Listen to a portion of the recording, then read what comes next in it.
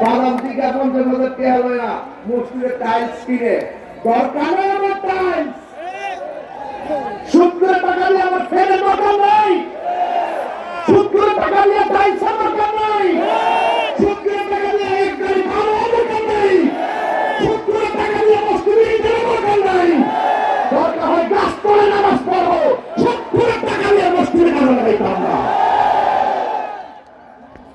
দাওয়াত করলে তো না করলে না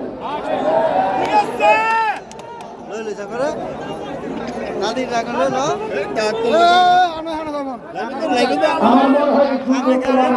মনে হয় আমার মনে হয় 24 ঘন্টার ভিতরে 70 বার হয়ে যাবে আপনারা কি আছেন আমার সাথে আমি ইন্দ্রই দিচ্ছি না বাস্তব বলছি এই কথাগুলো বলতে গেলে হিম্মত লাগে হিম্মত এই দেশের প্রভাবশালীদের কাছে গরিব জিম্মি এই জিম্মির হাত থেকে বাঁচতে গেলে আল্লাহর পরামর্শ করতে হবে না কেউ নাই কালকে আছে মাদ্রাসারা পড়েন বুঝছেন আমি প্রথম আয়াত পড়ছিলাম আল্লাহু ওয়ালিউল্লাযিনা আমানু ইউখরিজুহুম মিনাজ যুলুমাতি ইলান নূর যারা আল্লাহর যারা ঈমানদার তাদের অভিভাবক হলো একজন তিনি কে আল্লাহ যদি তার অভিভাবক হয়ে যায়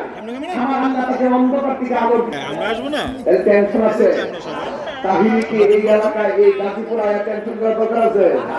আর কোন শত্রুর জামাত আছে বেড়ারা যে মনে হয় কোন জায়গা খারাপ না তাহিরি কাউকে ধরে না ধরলে ধরে না তাহিরি কাউকে এমনি ধরে না শুধু মসজিদে উদ্ধার করো মসজিদে যেই ইমাম সাহেব তার জমাত মারো 10টা বেতন দাও 20টা জমাত মারো 12 সালাত দিব